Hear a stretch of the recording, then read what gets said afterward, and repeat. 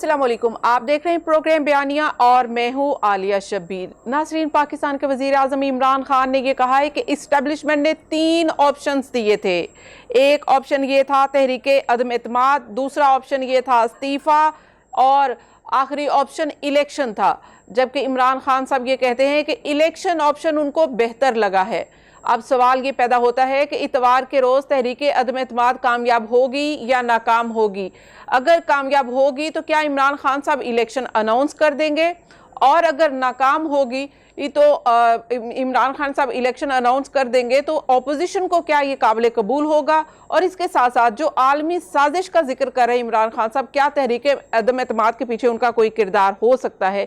इन तमाम पहलुओं पर हम बात करेंगे। साथ साथ आर्टिकल 63A के हवाले से भी, जिसको हुकूमत बड़ा इस वक्त प्रोजेक्ट कर रही है और अपने ही मुनहरिफ अराकीन के खिलाफ इस्तेमाल भी कर रही है, क्या अगर 63 का इस्तेमाल किया जाता है तो क्या तहरीके अदम एतमाद को नाकाम बनाया जा सकता है? ये भी मामला उठाएंगे। मेरे साथ प्रोग्राम में मौजूद हैं ख्वाजा नवीद अहमद साहब, माहिर कानून हैं, और हमें ज्वाइन किया जनरल रिटायर्ड गुलाम मुस्तफ़ा साहब ने, और प्रोग्राम के आखिर में हमें ज्वाइन करेंगी पाकिस्तान की साबिक सफ़ीर रही हैं, पॉलिटिशियन है, डिप्लोमेट से बेगम आबदा हुसैन साहिबा। उनसे हम पाकिस्तान की सिफारतकारी के हवाले से जो आलमी साजिश का जिक्र है उस हवाले से बात करेंगे। लेकिन सबसे पहले बात कर लेते हैं ख्वाजा नवीद अहमद साहब आपसे। ख्वाजा साहब, तहरीके अदम एतमाद के हवाले से अब तो नंबर गेम लगता है कि अपोजिशन के हाथ में है, वाजे भी है, लेकिन फिर भी हुकूमत पुरुमीद भी है, और आर्टिकल 63A का इस्तेमाल करके आपको क्या लगता है कि कोई अपने आप को सेफ कर सकती है?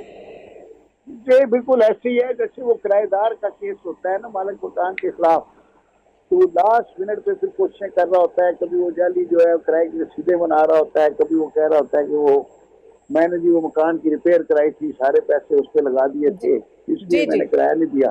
शो बना लेता है पर्चियां वर्चियां, लेकिन बाद में जज उठा के फेंक देते हैं। आखिर में वो इजेक्टमेंट का ऑर्डर आ जाता है और वो बैली पा के सामान जो है फुटपाथ पर रख देता है। तो ये वही वाली कोशिशें हैं कि मेन मतलब सारा केस तो मुकम्मल हो गया है। वो कह रहे हैं 72 वोट उन्होंने लाने थे, वो 75 लेकर आ गए थे। अब उसके बाद अब क्या मतलब गुंजाइश निकलती है, अब ये कोशिशें कर रहे हैं। जी ठीक है, लेकिन जिस तरह से आर्टिकल 63A के हवाले से बात करिएगा, जैसे कि अभी जो मुनहरिफ अराकीन है उनके खिलाफ रेफरेंस भी दायर कर रही है हुकूमत, और अपने अराकीन को कह रही है कि वो नहीं जाएं वोट कास्ट करने के लिए। तो क्या ऐसा हो सकता है कि अराकीन नहीं जाएंगे, जो मुनहरिफ अराकीन है उनके खिलाफ उससे पहले कार्रवाई हो जाएगी और हुकूमत सेफ हो सकती है? नहीं, इस तरह की मुमकिन नहीं है। एक फ्यूटाइल एफर्ट है। अब जाहिर एफर्ट करने का तो हर आदमी को इख्तियार हासिल है, कोई भी अपनी एफर्ट कर सकते हैं, लेकिन इससे कुछ होगा नहीं। अभी सदारती रेफरेंस चूंकि दाखिल हो गया, इससे पहले मैंने भी ओपिनियन दी थी कि ये इसमें एप्लीकेबल ही नहीं है, क्योंकि आप 63A की लैंग्वेज पढ़ें तो वो लिखा हुआ है कि disqualification on ground of defection etcetera. Number 1, if a member of a parliamentary party composed of a single political party in a house resigns from membership of his political party or joins another parliamentary party. B जो है, votes or abstains from voting in the house contrary to any direction issued by the parliamentary party to which he belongs in relation to election of the prime minister or the chief minister. फिर 2 है a vote of confidence or a vote of no confidence, or a money bill or a constitution amendment bill. He may be declared in writing by the party head to have defected from the political party, and the party head may forward a copy of the declaration to the presiding officer and the chief election commissioner, and shall similarly forward a copy thereof to the member concerned. ठीक है ना जी? तो अब इसके नीचे explanation भी दी हुई है पार्टी हेड। इसमें किसी जज ने रिमार्क भी पास किया था कि आपने जो पार्टी हेड को बादशाह बना दिया है। तो मकसद यह है कि वो अब पार्टी हेड एक लेटर लिखेगा इलेक्शन कमिश्नर को, और उसमें कहेगा कि इसने डिफेक्शन किया है, लिहाजा इसकी मेंबरशिप खत्म की जाए। लेकिन जाहिर है कि वोट कास्ट कर सकता है, उससे पहले वोट कास्ट कर सकता है। जी जी ठीक है, वो उसके बाद। लेकिन अब ये मामला है कि ताहियात नाहिली का सामना होगा या नहीं, इस पर बात करेंगे। मेरे साथ मौजूद हैं जनरल रिटायर्ड गुलाम मुस्तफा साहब। जनरल साहब बहुत बहुत शुक्रिया आपका भी ज्वाइन करने के लिए। जनरल साहब, इमरान खान साहब ये कह रहे हैं कि उनकी जान को खतरा है। इससे पहले उन्होंने तहरीक अदम एतमाद को आलमी साजिश करार दिया। क्या इस वक्त प्राइम मिनिस्टर ऑफ पाकिस्तान के वजीर आजम को आलमी साजिश के तहत हटाया जा रहा है, और क्या वाकई ही आलमी साजिश करके उनकी इस तरह से उनकी जान को भी खतरा कहा जा रहा है, और इससे क्या हमारे इदारे जो हैं वाकिफ हैं? देखिए, बात यह है कि हर सरबराह मुमलिकत या जो भी कोई आदमी किसी इंपॉर्टेंट पोस्ट पे होता है तो इस तरह के मुल्कों में, छोटे मुल्कों में उसकी जान को खतरा होता है। बल्कि बड़े मुल्क में देखें आप, जॉन एफ कैनेडी को भी एंड सड़क के ऊपर गोली मार दी गई थी। तो हमारे यहाँ बेनज़ीर साहिबा को मारी गई, लियाकत अली खान साहब को मारी गई। तो सरबराह मुमलिकत को इसीलिए इतनी बड़ी सिक्योरिटी देते हैं जी ठीक है, उनकी जानों को खतरा होता है कि मुखालिफ पार्टियां जो बैठते उनका मुकाबला नहीं कर जी ठीक है। यही नवीद साहब मेरे साथ रहिए, हमारे साथ जनरल गुलाम मुस्तफा साहब है। मैं यही सवाल उनसे करना चाह रही हूँ। जनरल साहब, आपने भी सुना है, आपने भी देखा है, तहरीक अदम एतमाद आई, ये सियासी मूव थी, पाकिस्तान की अपोजिशन का आईनी हक था, लेकिन prime minister of Pakistan Imran Khan ने इसे आलमी साजिश करार दिया। अब वो कह रहे हैं कि उनकी जान को भी खतरा है। तो ये जो कुछ भी हो रहा है, क्या वाकई आप समझते हैं कि ये ऐसा है, इसमें हकीकत है? देखिए, हकीकत तो वाज़ेह हो गई थी जब आपकी नेशनल सिक्योरिटी कमेटी ने कल एलामिया जारी किया है, और एलामिया बड़ा मानी खेज था उसमें। इसमें ना सिर्फ ये तस्लीम किया गया कि ये वाकई सही था, नंबर 2 ये भी कहा गया कि हम इसको कंडेम करते हैं, बल्कि ये चूंकि पाकिस्तान के अंदरूनी मामलात में मुदाखलत की इसको करार दे दिया गया। तो वाकई इसमें भी कोई ऐसी कोई चीज छिपी हुई तो रह नहीं गई, और वाकई अब जैसी चीजें सामने आ रही हैं तो मुझे लग रहा है कि ये सब कुछ एक मंसूबे के तहत हुआ है। इसमें हमारे लोग किस कदर इन्वॉल्व थे, कौन लोग जो अनजाने में इन्वॉल्व थे और कौन से ऐसे थे जो अनजाने में इस्तेमाल हुए, जानते पूछते हुए जिन लोग हैं उनका पता लगाना बहुत जरूरी है, क्योंकि ये कोई मामूली बात नहीं है कि एक आजाद मुख्तार रियासत को इस तरह खुलम खुला और जानबूझ के ये सब कुछ जो किया गया है ना। मेरे बहुत मोहतरम दोस्त जो कह रहे हैं कि नहीं ये ऐसे रास्ते ऐसे नहीं भेजे जाते, आप अमेरिका का पूरा किरदार देख लें कैसा है। अभी रिसेंटली बाइडेन साहब जब गए हुए पोलैंड, वहां खड़े होकर सबके सामने उन्होंने कहा कि ट्वीटों को चेंज होना चाहिए, डोंट लाइक उसको। और उससे पहले इनकी सेनेटर है लिंडसे ग्राहम, तो यहाँ तक कहा कि हमें असैसिन हायर करना चाहिए ताकि उनका खत्म किया जा सके।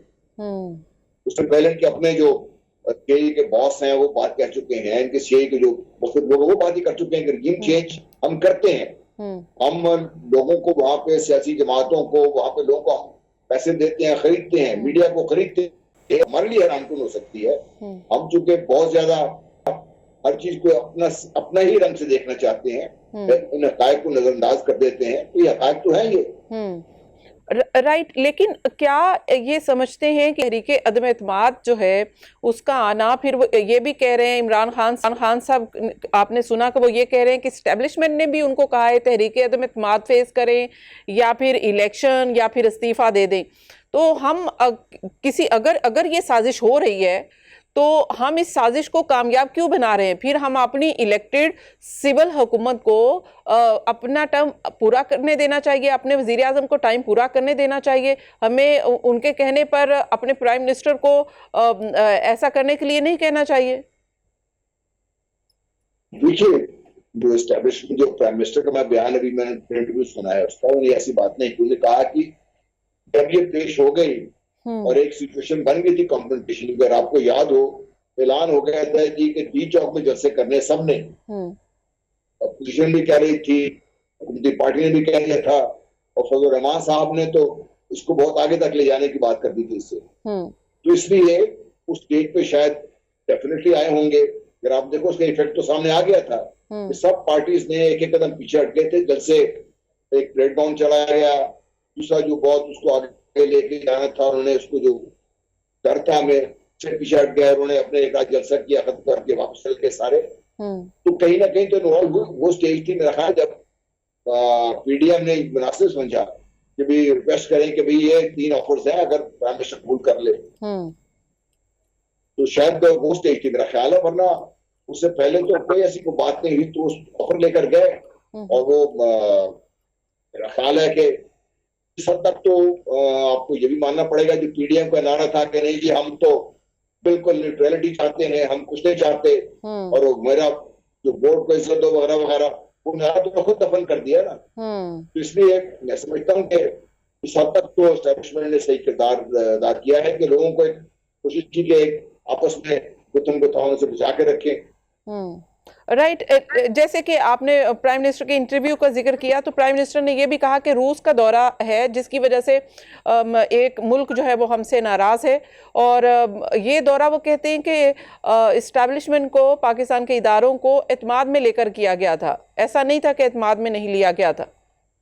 देखिए इसमें जो सबसे खतरनाक चीज है वो आमतौर पर हमारा मीडिया नजरअंदाज कर रहा है कि वहां पे जब ये बात की कि हमारे इन्वेस्टर को, उनको कहा गया जब उन्होंने भी आपका जो प्राइम मिनिस्टर है वो रूस क्यों जा रहा है, तो उसने कहा ये हमारी एक बड़ी सोची समझी और बड़े अफसर डिलिब्रेशन के बाद हमने ये फैसला किया है, तमाम स्टेक होल्डर से बात हुई होती है कार है पाकिस्तान का। उसने कहा नहीं, हमें पता है ये प्राइम मिनिस्टर का जाती फैसला था। अब अगर ये चीज जाती भी थी तो उनको कैसे पता चल गई बीच में से? कोई तो है ना जो पाकिस्तान में उनके हाथों में खेल रहा था, अगर ऐसी बात थी। वरना मुझे यकीन है इस चीज का, जो प्राइम मिनिस्टर कह रहे हैं होता ऐसे ही है कि आपके सारे जो स्टेक होल्डर्स हैं तो बात की जाती है कि जी राइट, जाहिर है कि तमाम स्टेक होल्डर के मशावरत के साथ ही जो आगे है, कोई किसी भी मुल्क का दौरा है या पाकिस्तान की फॉरेन पॉलिसी जो है उसको आगे बढ़ाया जाता है। यहाँ पे ब्रेक शामिल करेंगे, मजीद बात करेंगे एक ब्रेक के बाद। Keep watching.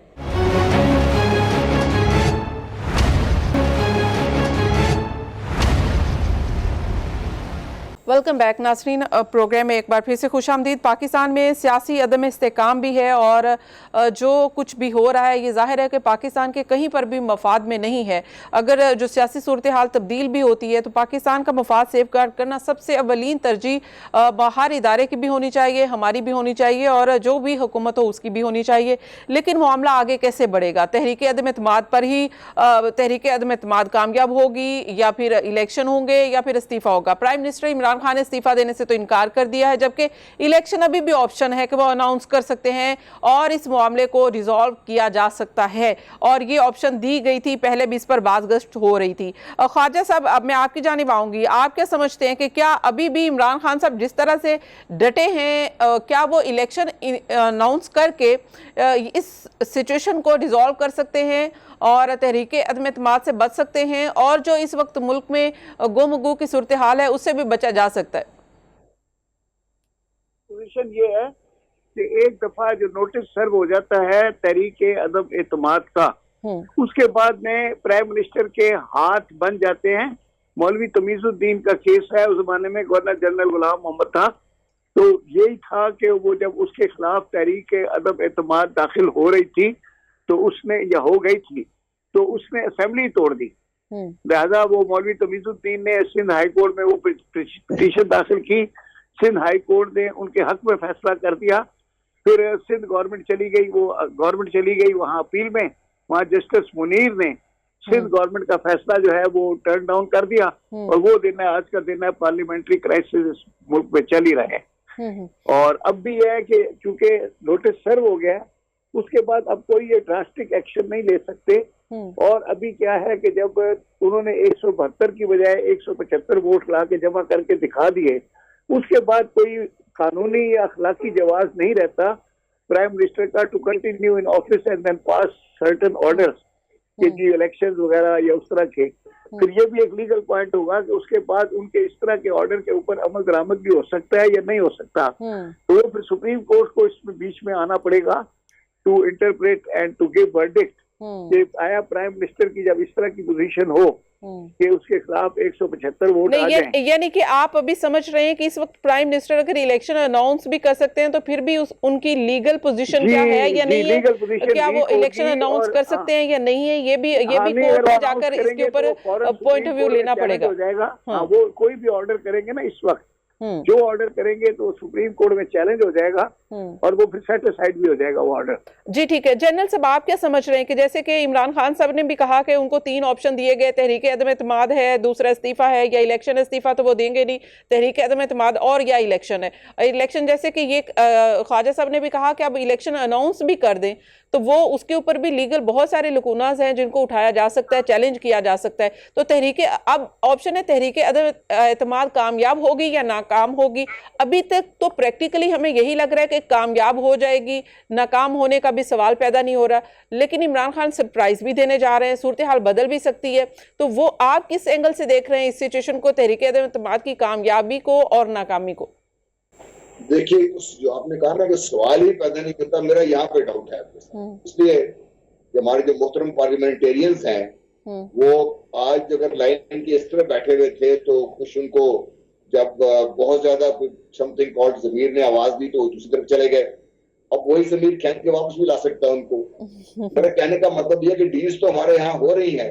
अब जिससे एमक्यूएम की डील हुई है, वेरी लॉन्ग विश लिस्ट उन्होंने पार्टी ने उनकी मान ली है और एमक्यूएम में ख्याल है कि उनको डिलीवर भी कर देंगे वो। तो ये तो चल रहा है काम अभी भी। जी, तो दूसरी तरफ तो देखें ना, इमरान खान साहब वैसे तो कोई एनआरओ नहीं देते और वो कहते हैं कि नहीं, उनकी जो पोजीशन है वो उसी पर स्टैंड रहेंगे, वो डटे रहेंगे, अटल रहेंगे। लेकिन साथ वो ये कहते हैं कि उस्मान बुज़दार को कुर्बान किया गया, ये सियासी कॉम्प्रोमाइज किया गया। तो परवेज इलाही को उन्होंने भी वजीर आला के लिए लेकर आए हैं, तो ये भी तो जाहिर है कि उन्होंने भी तो कॉम्प्रोमाइज किया है अपनी वजारत उस्मा बचाने के लिए। देखिए, वो आज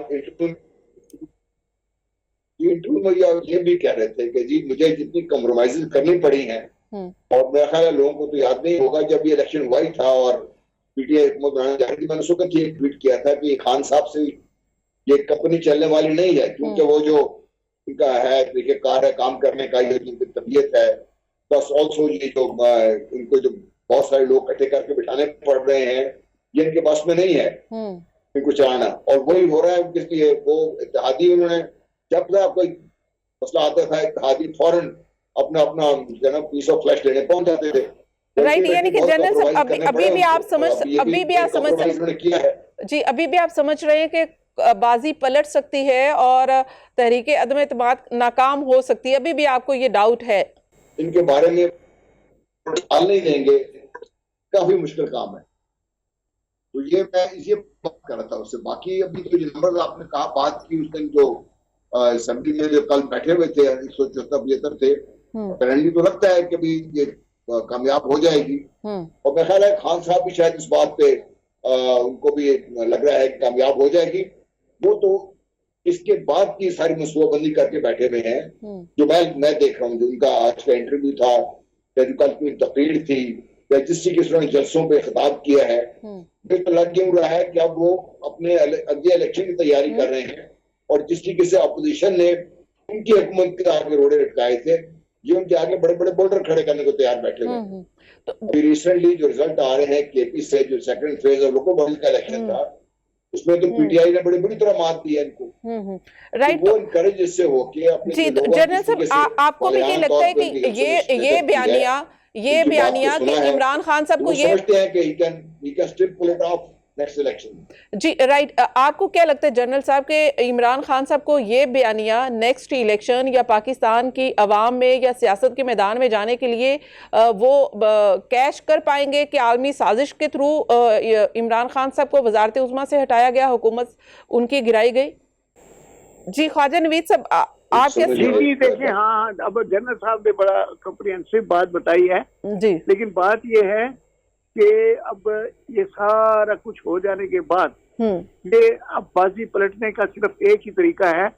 वो देखें, ये इमरान खान चूंकि क्रिकेट के प्लेयर हैं, तो क्रिकेट में क्या होता है कि जब एक LBW हो जाता है तो 2 अंपायर होते हैं, तो फिर वो एक तीसरा अंपायर बुलाया जाता है, फिर वो पीली बत्ती जो है वो टन टन टन करती है, फिर वो आके कहता है कि आउट या नॉट आउट। तो अभी अब पीली बत्ती का इंतजार है, तो वो पीली बत्ती जब आ जाएगी थर्ड अंपायर चाहिए। तो अब दो पार्टियां लड़ रही हैं, तो अगर उधर से बत्ती आ गई तो ये बच गया, और बत्ती नहीं आई तो बात खत्म हो गई। लेकिन वो तो ऑप्शन दिया गया था ना कि आप तहरीक अदम एतमाद फेस करें, इस्तीफा दें या इलेक्शन, तो वो आप कह रहे हैं कि अब तो तहरीक अदम एतमाद कामयाब होगी या नाकाम होगी, उसके ऊपर ही बाजी पलट सकती है। बाकी सारे दोनों ऑप्शन तो अब इस वक्त जो है नैलन वाइट हो चुके हैं। अभी भी ये अंपायर के आश्रय में बैठे हुए हैं जी। अभी भी अंपायर अगर नॉट आउट दे देगा तो ये बच जाएगा। अब ये जी जनरल साहब, लास्ट कमेंट कर दीजिएगा कि क्या वाकई कि अंपायर नॉट आउट कर सकते हैं? हाँ नहीं, वो वीडियो बन गई है तो बड़ा मुश्किल है। सारी पब्लिक देख रही है मैच, तो अब अगर वो एलबीडब्ल्यू हो गया तो वो वीडियो में आ गया है। जी ठीक है, बहुत बहुत शुक्रिया ख्वाजा नवीस साहब आपका भी और जनरल गुलाम मुस्तफ़ा साहब आपका भी। नाज़रीन यहाँ पे शामिल करिए एक ब्रेक, मजीद बात करेंगे एक ब्रेक के बाद। Keep watching.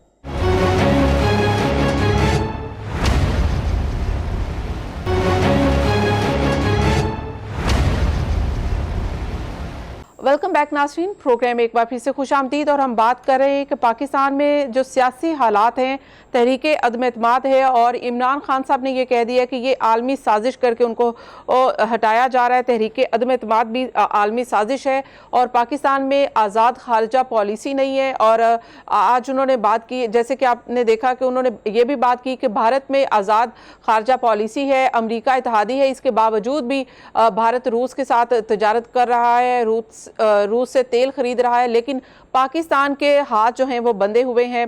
रूस का एक दौरा जो है वो पाकिस्तान को महंगा पड़ गया। ये हालात हैं, इसी पर हम बात करते हैं। हमें ज्वाइन किया है पाकिस्तान की साबिक सफ़ीर रही है अमेरिका में बेगम आबदा हुसैन साहिबा, पॉलिटिशियन भी हैं और डिप्लोमेट हैं और पाकिस्तान की सियासत पर भी गहरी नज़र रखती हैं, तो उनका एक्सपीरियंस भी है। उनसे बात करते हैं। अस्सलाम वालेकुम बेगम साहिबा। जी अस्सलाम वालेकुम। बहुत बहुत शुक्रिया ज्वाइन करने के लिए प्रोग्राम में। सबसे पहले तो ये बताइएगा कि prime minister of Pakistan Imran Khan साहब ने एक लेटर का जिक्र किया है और ये वो मुरासला है जो कि पाकिस्तान के एक सफ़ीर को लफ्जी तौर पर बयान किया गया है और उन्होंने वो मुरासला लिख कर पाकिस्तान को भिजवाया है।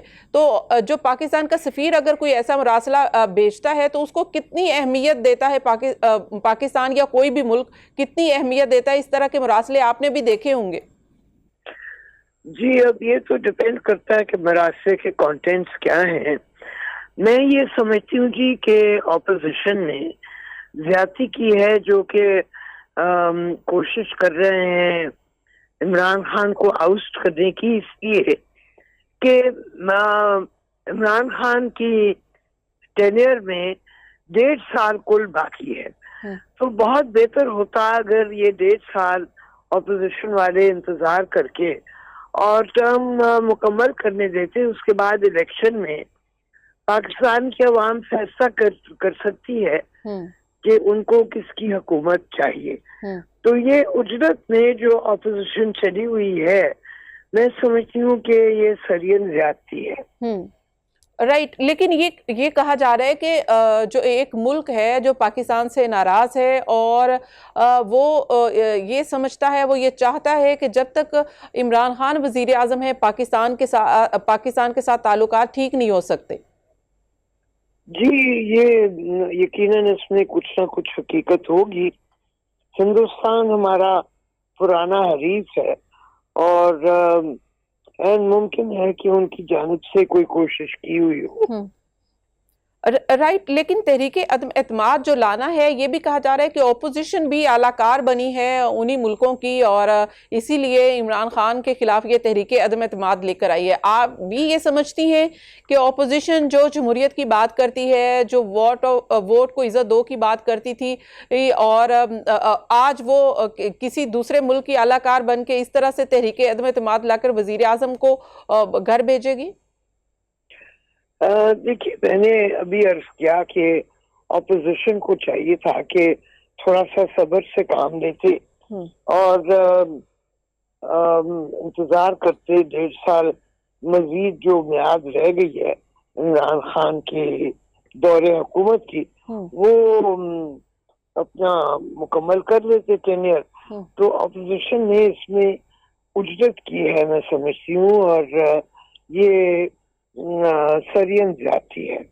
जी जी बेगम साहब, आप क्या कहेंगी कि अमेरिका क्या वाकई ही पाकिस्तान के अंदरूनी मामलात में मुदाखलत इससे पहले भी करता रहा है? पाकिस्तान के सियासी मामलात में पाकिस्तान की मुंतखब हुकूमतों के साथ इस तरह की रिजर्वेशंस पहले से भी थी? और क्या अमेरिका का रोल पाकिस्तान में हुकूमत बनाने और हुकूमत हटाने में है?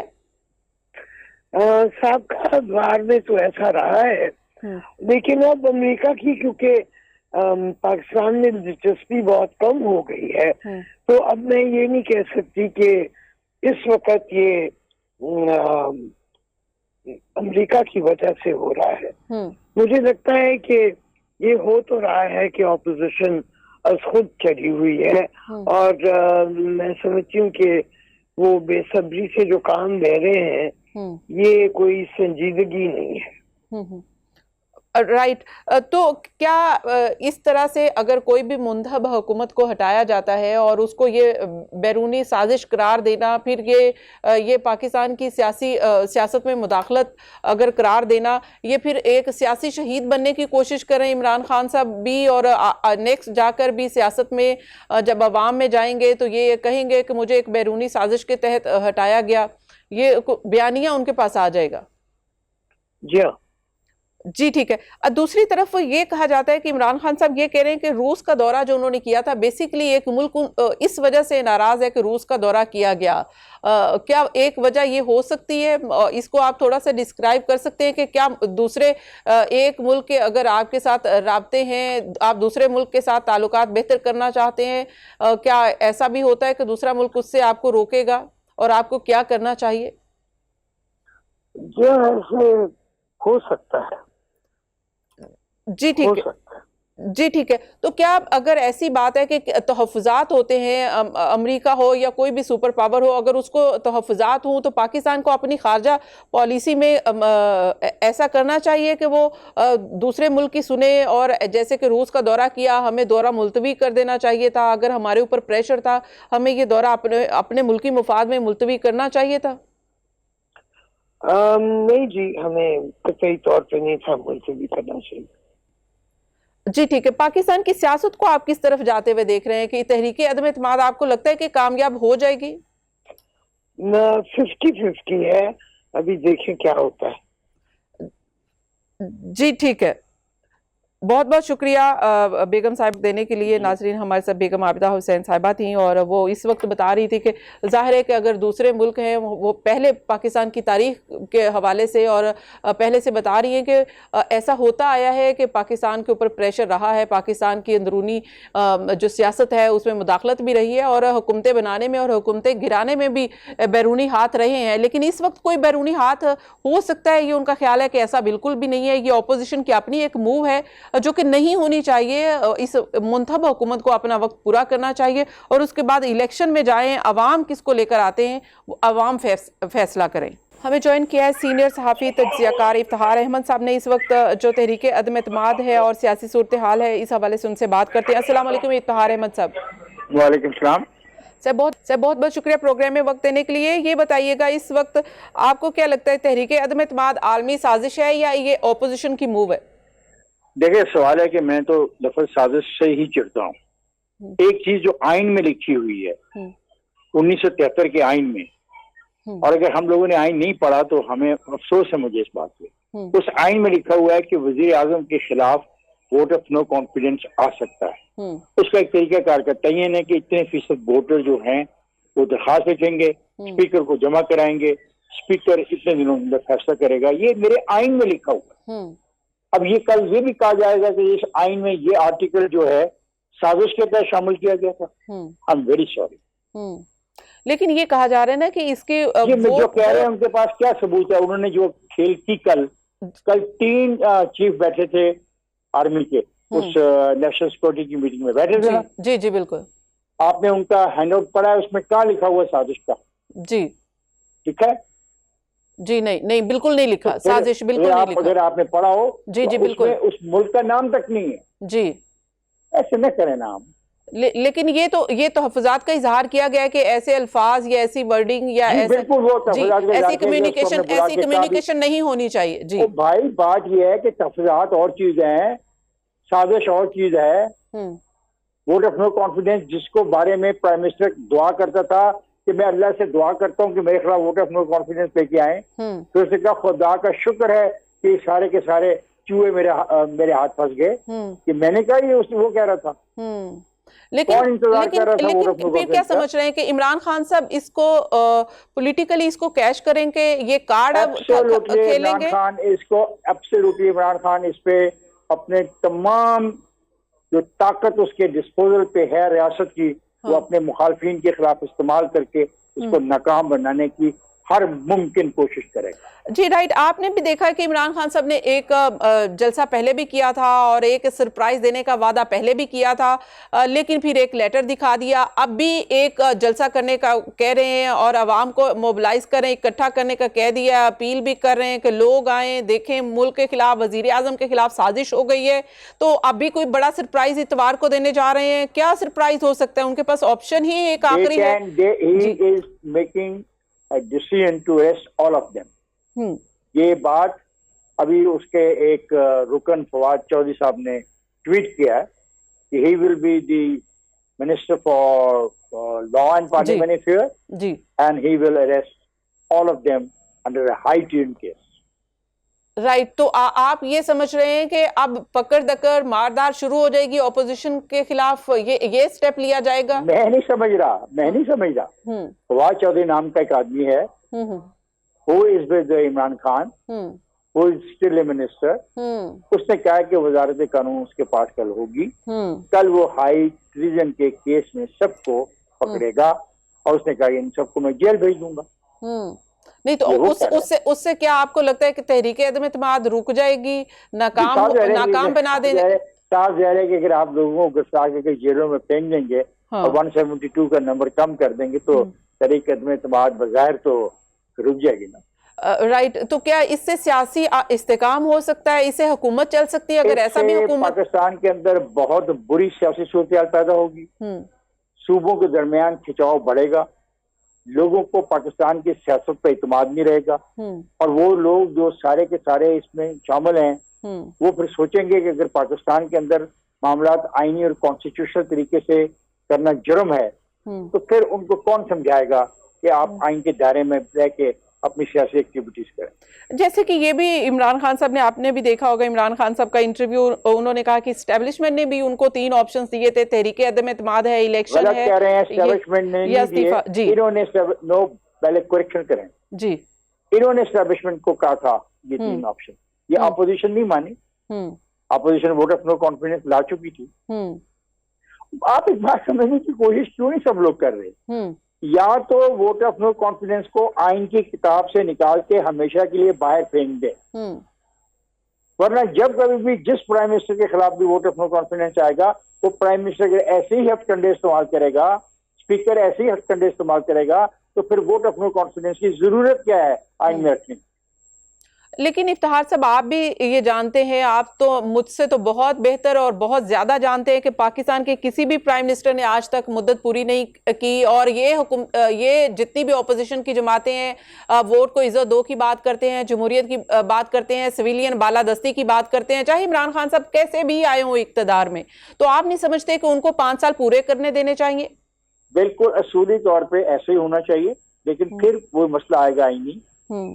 अगर 20% ऑफ दी मेंबर्स ये फील करते हैं कि उनका prime minister according to the constitution नई चीजों को चला रहा, तो वो vote of no confidence prove कर सकते हैं और उसकी कामयाबी के लिए उनके पास 172 मेंबर्स ऑफ द पार्लियामेंट होने चाहिए। राइट, जैसे कि ये भी कहा जा रहा है कि इमरान खान साहब कोई और सरप्राइज दे सकते हैं, सरप्राइज मैंने बता दी ना आपको जी कि लोगों को पकड़ सकते हैं, लेकिन जो सरप्राइज का ऐलान कर नहीं दिया जी ठीक है, लेकिन ये एक धमकी भी हो सकती है कि ये लोगों को डराया जाए कि ये धमकी है, अराकीन को डराया जाए, जैसे आर्टिकल 63A के हवाले से कहा जा रहा है कि ताकि ताहियात नाहिल कर दिया जाएगा। इसी तरह से देखें ना, फिर उसके बारे में 63 की ताहियाती का मसला अभी still pending with the court, okay. और जो रेफरेंस था इन्होंने अपने जो इनके अराकीन थे पीटीआई के जिनको इन्होंने नोटिस दिया था उनके जवाब से गैर मुतमिन होकर प्राइम मिनिस्टर ने रेफरेंस स्पीकर को भेज दिया, वो भी आईनी तरीका ठीक है, गुड एंड वेल।